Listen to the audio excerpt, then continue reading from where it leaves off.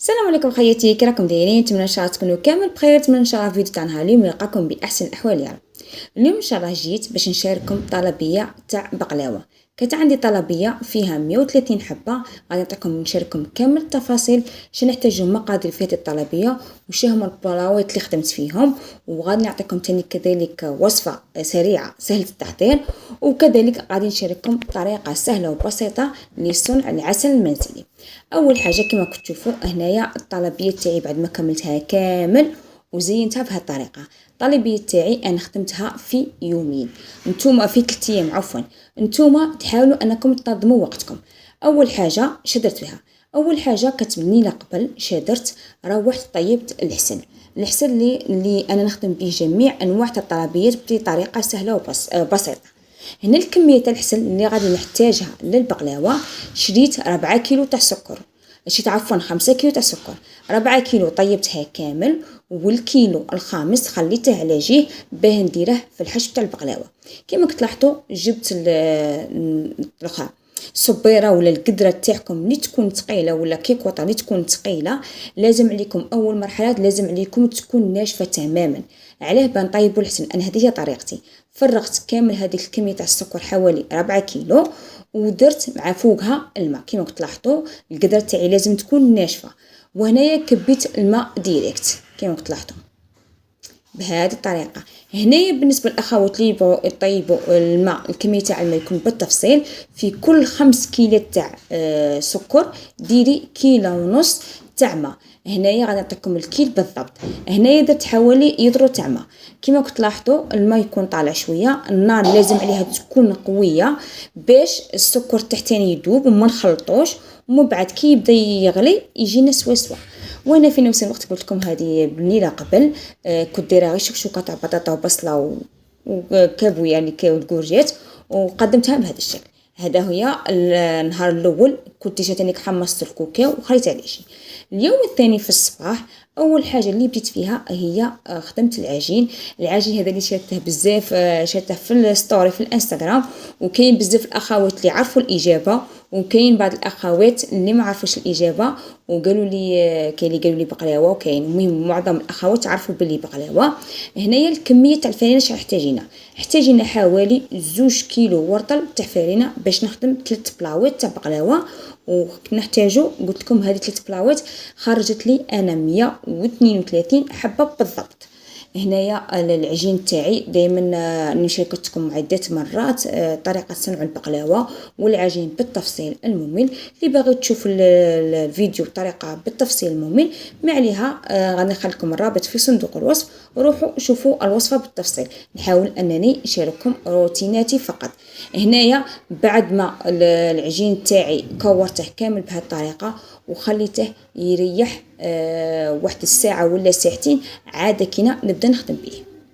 هنا كما تلاحظوا العجين تاعي كورته غلطه بكيس بلاستيكي، وكل البلا درت فيه كميه من الكوكاو اللي غادي نحتاجها. انا بلاوات اللي خدمت فيهم تقريبا واحد الطول تاعه 35 على 40، وواحد زوج قلت لكم فيهم الطول تاعهم 35 على 40، وواحد فيه 35 على 35.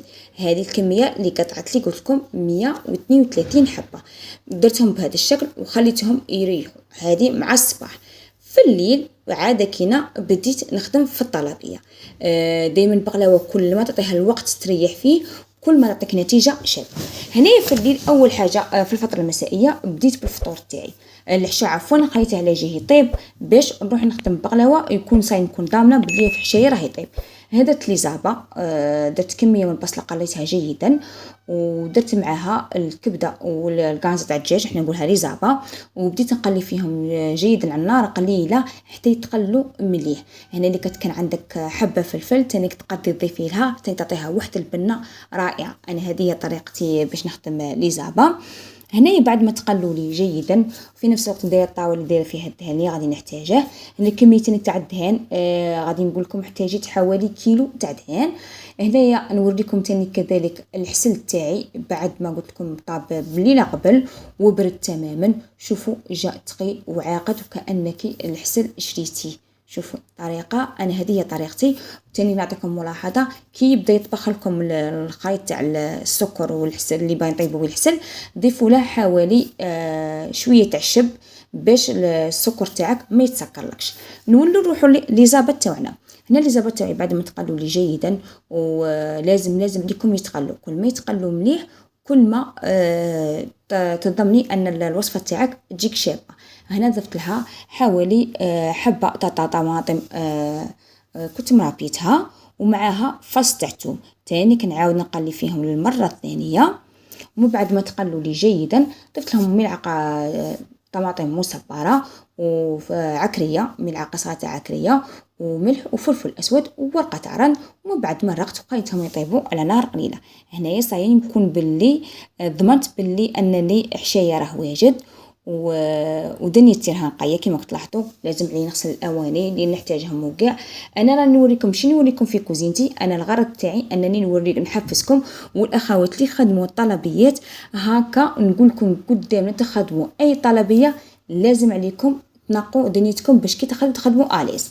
هنايا تاني كل كميه تاع البلا تاع اللي نحتاجها درت فيه كميه تاع السكر ودرت فيها الفاني. كيما تلاحظوا هكا تجيني طريقه سهله ونخدم بالخف. وهنا كيما تلاحظوا العجين تاعي تاني حليته، وبين طبقه وطبقه رشيت كميه لبست بها من المايزينا اللي هي النشا باش كي نبدا نحل تجيني طريقه سهله وبسيطه. هنايا الوقت اللي شدتني باش خدمت هذه الطريقه واحد الساعه ولا ساعتين كنت مكمله معاها. والبقلاوه تاعي هنايا بعد ما قطعتها وخدمتها كاع. بالنسبه للاخوات اللي سقسوني الطابع انا خدمت بالطابع داك الكاري اللي يخدموا به الصابلي، هو طوحت به الحبات جاو حبات شابين بالبزاف. وهنايا البلا هذا اللي فيه 35 على 40 جاتني فيه حوالي 48 حبه، والبلاطو اللي فيه 35 على 35 جاتني فيه 36 حبه. هنايا بعد ما كملتهم كاع وخليتهم باتوا الليله كامله، الغدوه من داك بديت نزين في البقلاوه. كيما تلاحظوا هنا كيما تلاحظوا الغدوه من داك الصباح نتصبح بكري ودهنت البلاطو تاعي من الفوق بالدهان ودخلت البقلاوه الطيب. هنا بعد ما طابت لي وباتت لي ليله كامله، الغدوه من الصباح بديت نزين فيها. كيما تلاحظوا في الطابله درت كاع هذيك لونغونزا لي تيل درتهم كاع سترتهم وحطيت الحبات تاع البقلاوه تاعي وبديت نزينهم بهذه الطريقه. هنايا كملت هذه تجي طريقه سهله وبسيطه وبالخف تكملي لا كوموند تاعك. بعد ما سترتهم بهذه الطريقه وزينتهم بهذا الشكل بديت عاد كده نلمهم في العلبه. وهذا هو الشكل النهائي تاع الطلبيه تاعي بعد ما كملتها وزينتها بهذا الشكل ودرتها في هادو لي بواط. الاخوات اللي سقسوا على لي بواط ماشي داخلين في السعر تاع البقلاوه. لي بواط لازم لكم تحسب سيتو هادو العلب الكبار. العلب الصغار صح داخلين مع السعر، بصح العلب الكبار لازم عليكم الزبونه هي اللي تخلصهم. نتمنى ان شاء الله الروتين تاع نهار اليوم يكون عجبكم، نتمنى ان شاء الله تكون تخفيفه ظريفه عليكم. دركم معايا نقول لكم الى الملتقى الى فيديو اخر ان شاء الله.